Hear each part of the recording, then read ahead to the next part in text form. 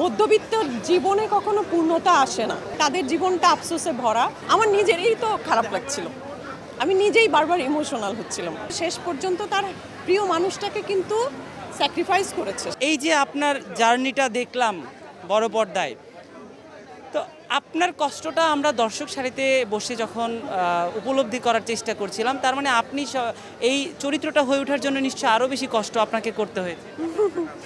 চরিত্রটা হয়ে ওঠা আসলে অভিনয় তো আসলে ভেতর থেকেই আসে। আমি আসলে ওই রানুই হয়ে উঠেছি। ডিরেক্টর আমাকে যখন ডিরেকশন দিয়েছেন যে রানু আসলে এমন, রানুর লাইফটা এমনভাবে যাবে, তখনই আসলে নিজের ভেতরে রানুকে ক্যারি করেছি। তো আমি এখন যখন রানুকে দেখছিলাম, আমার নিজেরই তো খারাপ লাগছিল, আমি নিজেই বারবার ইমোশনাল হচ্ছিলাম।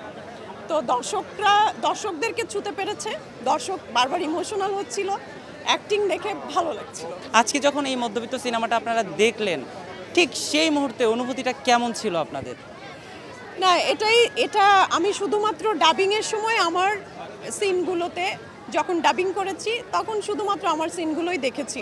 পরবর্তীতে যখন মিউজিক করা হয়েছে, গান বসানো হয়েছে, তারপরে কিন্তু আমি পুরো ছবিটা দেখিনি। তার মানে আমিও এই প্রথমবারই ছবিটা দেখলাম। তো সত্যি কথা বলতে একটা গল্প দেখছিলাম এবং সেখানে বারবার রানুতে চোখ আটকে যাচ্ছিল। এটা আমি নিজে বলে বলছি না, রানুতে চোখ আটকে যাচ্ছিল। সবার অভিনয় খুব ভালো হয়েছে। হিরো যিনি, ওনার প্রথম চলচ্চিত্র শিশির, ও ভালো করেছে। কারণ কো আর্টিস্ট আসলে যদি মানে একরকম না হয়, যতই ভালো অভিনয় করা হোক না কেন, জিনিসটা কিন্তু পরিপূর্ণতা পায় না। তো সেও বেশ ভালো করেছে। তো সব কিছু মিলিয়ে গল্প ভালো, গানগুলো ভালো, এবং যারা আর্টিস্ট আছেন প্রায় সবাই তো পুরনো এবং অভিজ্ঞ আর্টিস্ট, চেনা মুখ সবাই। তো সব কিছু মিলিয়ে তো ভালোই হয়েছে। আমরা তো সব সময় পূর্ণতা পেতে পছন্দ করি, তো এই সিনেমায় দেখলাম যে আপনার জীবনে একটা পূর্ণতা এলো, তারপর আপনি আবার সেখান থেকে সরে গেলেন। কিন্তু কেন সরে গেলেন একটু যদি দর্শককে বলতেন।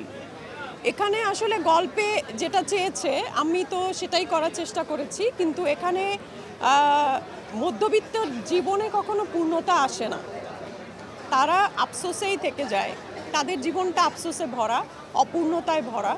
মৃত্যুর আগ পর্যন্ত তাদের অনেক চাহিদা অন্তরের থেকেই যায়। তো সেটাই দেখানো হয়েছে। তার সুন্দর একটা সংসার হয়েছিল এত স্ট্রাগলের পরে, জীবনে এত ঝড়ঝঞ্ঝার পরে, তারপরও দেখা গেছে যে সে শান্তিমতো তার প্রিয় মানুষটার সাথে দিন যাপন করতে পারছে না।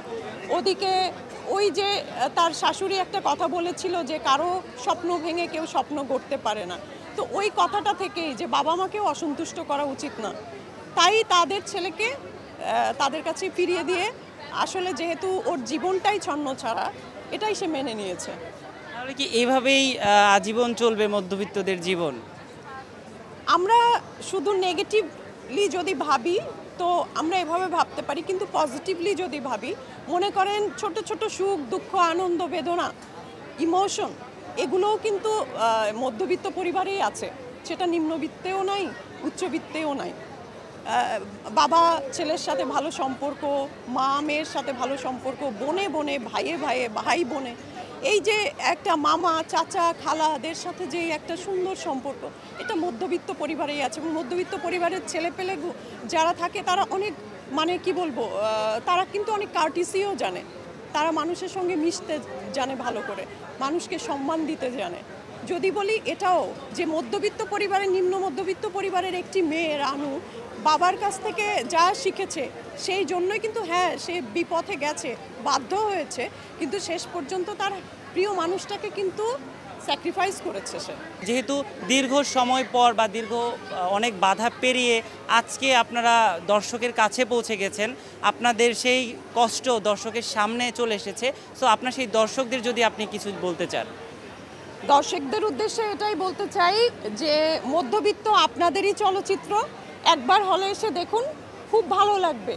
মধ্যবিত্তের যারা সদস্য থাকে, বাবা মা ভাই বোন মামা চাচা খালা, কারো না কারো সাথে আপনাদের এই মধ্যবিত্তের যে কোনো চরিত্রের সাথে নিজেকে খুঁজে পাবেন, এবং চমৎকার একটা গল্প, চমৎকার কিছু গান, ভালো একটা আবেশ নিয়ে হল থেকে বের হতে পারবেন, এতটুকু বলতে পারি।